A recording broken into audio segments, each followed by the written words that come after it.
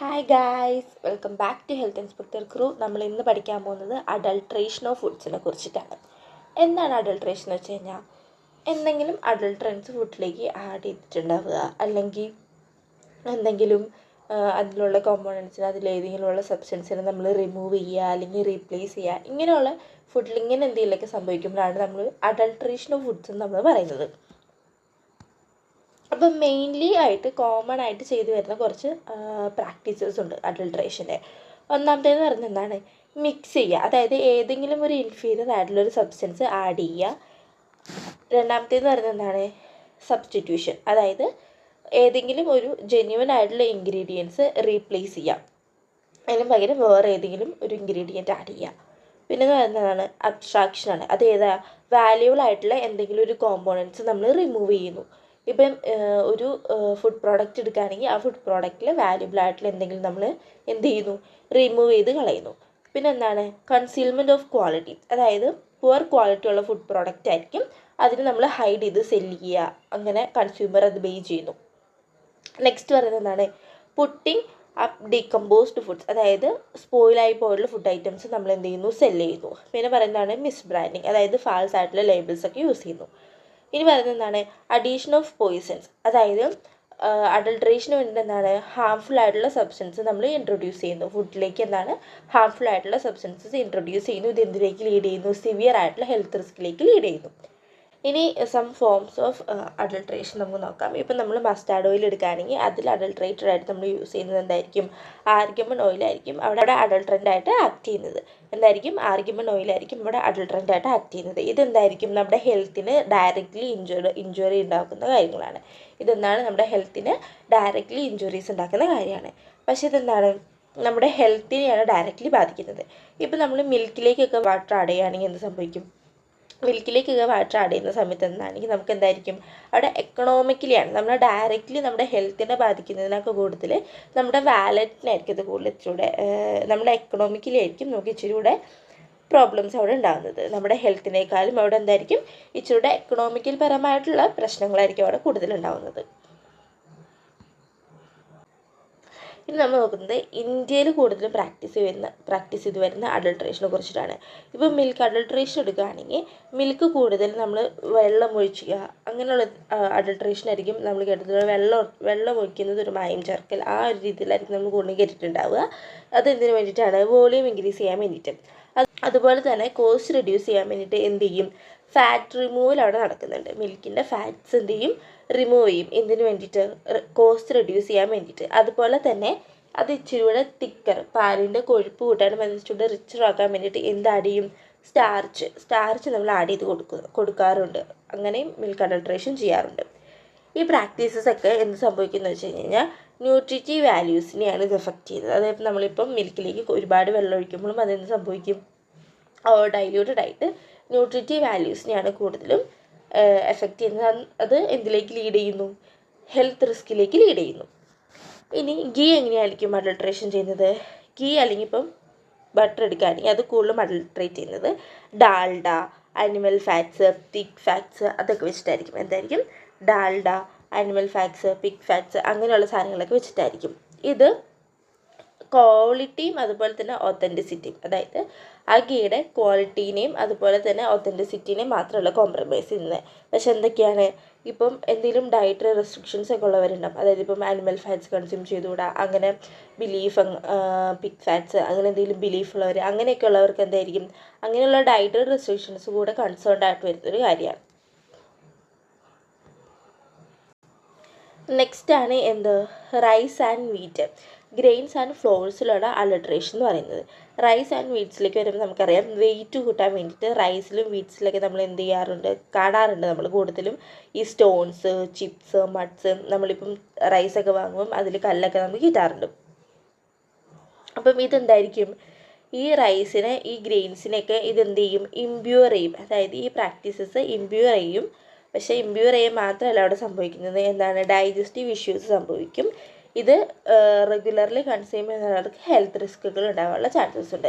എന്താണ്, ഇങ്ങനെയുള്ള ഈ റൈസ്, വീറ്റ് ഇതിലൊക്കെ ഈ സ്റ്റോൺസും ചിപ്സും മഡ്സൊക്കെ ആഡ് ചെയ്യുന്നത് വഴി എന്ത് ചെയ്യും, ഇതൊക്കെ ഇമ്പ്യൂർ ആവും. പക്ഷേ ഇത് ഇമ്പ്യൂർ ആവാൻ മാത്രമല്ല അവിടെ ചെയ്യുന്നത്, ഇത് നമ്മൾ റെഗുലർലി കൺസ്യൂം ചെയ്യുന്നത് നമുക്ക് ഡൈജസ്റ്റീവ് ഇഷ്യൂസ് പോലെയുള്ള ഹെൽത്ത് റിസ്കുകൾ ഉണ്ടാകാനുള്ള ചാൻസസ് ഉണ്ട്.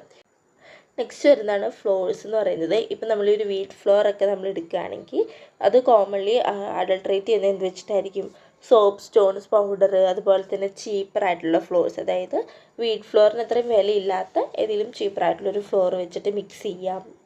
അങ്ങനെയൊക്കെ ആയിരിക്കും. ഇപ്പം സാഗോ ഫ്ലോർ അങ്ങനെയുള്ള ഫ്ലോറുകളൊക്കെ വെച്ചിട്ട് മിക്സ് ചെയ്യും. ഇത് ആഡ് ചെയ്യുന്ന വഴി എന്താ ഉണ്ടാവുക?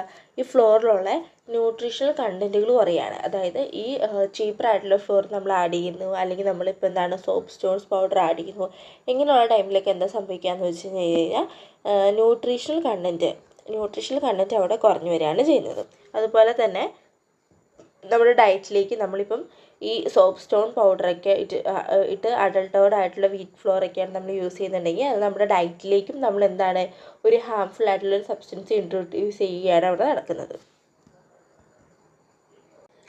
നെക്സ്റ്റ് വരുന്നതാണ് പൾസസ്, ടീ ആൻഡ് കോഫി. ഇതിൻ്റെയൊക്കെ അഡൾട്രേഷൻ എന്ന് പറയുന്നത്. പൾസസ് എങ്ങനെയാണ് മെയിൻലി അഡൾട്രേഷൻ ചെയ്യുന്നത്? അതായത് ഈ പഴയ പൾസസ് ഒക്കെ ഉണ്ടാവുമല്ലോ, അതായത് പഴകിയിട്ടുള്ള പൾസസ് അതിൻ്റെ അപ്പിയറൻസ് നല്ലതാക്കാനും അതിൻ്റെ ഫ്രഷ് ലുക്ക് വരാനൊക്കെ വേണ്ടിയിട്ട് ഡൈ ആഡ് ചെയ്യും, കെമിക്കൽ ഡൈസ് ആഡ് ചെയ്യും. ഈ കെമിക്കൽ ഡൈസ് എന്ന് പറയുന്നത് ടോക്സിക് ആവും. അത് നമ്മുടെ ഹെൽത്തിന് എന്തായിരിക്കും? ഭയങ്കര ഹാംഫുൾ ആയിട്ടുള്ളൊരു കാര്യം കൂടിയാണ്. നെക്സ്റ്റ് ആണ് ടീ ആൻഡ് കോഫി എന്ന് പറയുന്നത്. ഈ ടീ ലീവ്സ് അഡൾട്ടർ ചെയ്യുന്നത് എങ്ങനെയായിരിക്കും? യൂസ്ഡ് ആയിട്ടുള്ള ടീ ലീവ്സില്ലേ, അതായത് ഈ യൂസ്ഡ് ആയിട്ടുള്ള തേയിലയില വെച്ചിട്ടായിരിക്കും, അല്ലെങ്കിൽ മണ്ണ്, അല്ലെങ്കിൽ സോഡസ്റ്റ്, ഇതൊക്കെ വെച്ചിട്ടായിരിക്കും ടീ നമ്മൾ അഡൾട്രേഷൻ ചെയ്യുന്നുണ്ടാവുക. കോഫി ആണെങ്കിൽ നമ്മൾ കൂടുതൽ എന്തായിരിക്കും ചെയ്യുന്നത്? ചിക്കറി വെച്ചിട്ടായിരിക്കും. കോഫി ആണെങ്കിൽ ചിക്കറി വെച്ചിട്ടായിരിക്കും ചെയ്യുന്നുണ്ടാവുക. അപ്പോൾ എന്തായിരിക്കും? അതിൻ്റെ ഫ്ലേവർ കുറയ്ക്കും, അതുപോലെ തന്നെ അതിൻ്റെ പ്യൂരിറ്റിയും റെഡ്യൂസ് ചെയ്യും. ഇനി നെക്സ്റ്റ് വരുന്നതാണ് adulteration in honey and medicines എന്ന് പറയുന്നത്. ഹണിയുടെ അഡൾട്രേഷൻ എങ്ങനെയാണെന്ന് വെച്ച് കഴിഞ്ഞാൽ അതിലേക്ക് ഈ അഡൾട്രൻ്റ് ആയിട്ട് ആക്ട് ചെയ്യുന്നത് എന്തായിരിക്കും? ഷുഗർ, ജാഗരി സിറപ്സ്, ഇതൊക്കെ ആയിരിക്കും അഡൾട്രൻ്റ് ആയിട്ട് അവിടെ ആക്ട് ചെയ്യുന്നത്. അതുപോലെ തന്നെ ഈ ഷുഗർ, ജാഗരി സിറപ്പൊക്കെ എന്ത് ചെയ്യുന്നു വെച്ച് കഴിഞ്ഞാൽ ഈ എം ടി ആയിട്ടുള്ള ബീഹീവ്സ് വെച്ചിട്ട് എന്ത് ചെയ്യും? ബോയിൽ അവിടെ ചെയ്യുന്നത്. ഇതെന്ത് ചെയ്യും? ഈ അഡൾട്രേഷൻ ചെയ്തിട്ടുള്ള ഈ ഹണി ആണെങ്കിൽ എന്ത് സംഭവിക്കും? പ്യുവർ ഹണിയുടെ ബെനിഫിറ്റ്സ് ഒന്നും കിട്ടത്തുമില്ല. അതുപോലെ തന്നെ അൺഹെൽത്തി ആയിട്ടുള്ളൊരു ഷുഗർ നമ്മുടെ ഡയറ്റിലേക്ക് അതെന്ത് ചെയ്യാണ്? ഇൻട്രൊഡ്യൂസ് ചെയ്യുക കൂടെ ചെയ്യാണ്. ഇനി വരുന്നത് ഒരു ആക്റ്റാണ്.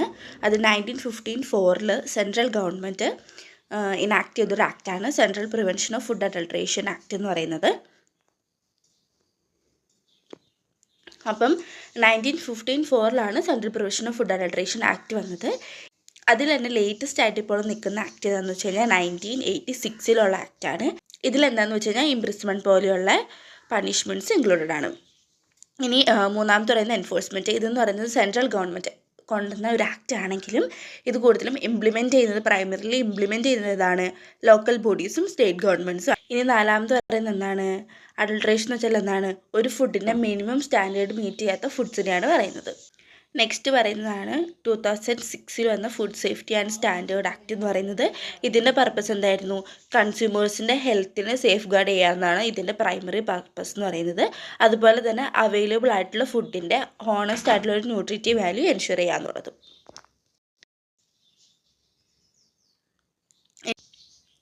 ഇനി വരുന്നതാണ് ഫുഡ് അഡിറ്റീവ്സ് എന്ന് പറയുന്നത്. ഫുഡ് അഡിറ്റീവ്സ് എന്ന് വെച്ചാൽ എന്താണ്? Non nutrition substance intentionally added to food to improve appearance, flavour, texture and storage proper. അതായത് ഫുഡിലേക്ക് നമ്മൾ ഇൻറ്റൻഷ്യലി ആഡ് ചെയ്യുന്ന നോൺ ന്യൂട്രീഷ്യൻസ് ആയിട്ടുള്ള സബ്സ്റ്റൻസ്, അതിൻ്റെ അപ്പിയറൻസ് കൂട്ടാൻ വേണ്ടിയിട്ട്, ഫ്ലേവർ കൂട്ടാൻ വേണ്ടിയിട്ട്, ടെക്സ്ചർ, സ്റ്റോറേജ് പ്രോപ്പർട്ടി, നമ്മൾ കളർ ആഡ് ചെയ്യുക, അജിനോമോട്ടോ ആഡ് ചെയ്യുക, ഇതൊക്കെയാണ് എന്തെന്ന് പറയുന്നത്? ഫുഡ് അഡിറ്റീവ്സ് എന്ന് പറയുന്നത്. കോമൺ അഡിറ്റീവ്സ് ഏതൊക്കെയാണ്? പ്രിസർവേറ്റീവ്സ്. നമ്മൾ യൂസ് ചെയ്യുന്ന പ്രിസർവേറ്റീവ്സ് ഒക്കെ ഒരു അഡിറ്റീവ്സ് ആണ്, നമ്മൾ പിക്ലിങ്ങിനൊക്കെ വേണ്ടിയിട്ട് യൂസ് ചെയ്യുന്നത്. ഇപ്പോൾ മോഡേൺ ഫുഡ് ടെക്നോളജിയിലാണെങ്കിൽ 3000-ൽ കൂടുതൽ അഡിറ്റീവ്സ് ഉണ്ടെന്നാണ് പറയുന്നത്. ഇനി അതിൻ്റെ എക്സാമ്പിൾസ് നോക്കാം. Soft drinks syrups. ഇനി അതിൻ്റെ എക്സാമ്പിൾസ് നോക്കാം. ഒന്നാമത്തെ എന്താണ്? സോഫ്റ്റ് ഡ്രിങ്ക് സിറപ്സ്, പിന്നെ vanilla essence, caramel colouring, citric, acetic acids, vinegar and അതുപോലെ തന്നെയുള്ള പലതരം ഫുഡ് അഡിറ്റീവ്സും ഉണ്ട്. ഇനി നെക്സ്റ്റ് പറയുന്നതാണ് ഈ ഫുഡ് അഡിറ്റീവ്സിൻ്റെ യൂസസ് റെസ്ട്രിക്റ്റ് ചെയ്തിരിക്കുന്നത് ഏത് ആക്ടിനായിട്ടുള്ളതാണ്? Prevention of food adulteration act and food product ഓർഡറിലാണ് റെസ്ട്രിക്റ്റ് ചെയ്തിരിക്കുന്നത്. അപ്പോൾ ഇത്രയേ ഉള്ളൂ നമ്മുടെ ടോപ്പിക്ക്. Thank you.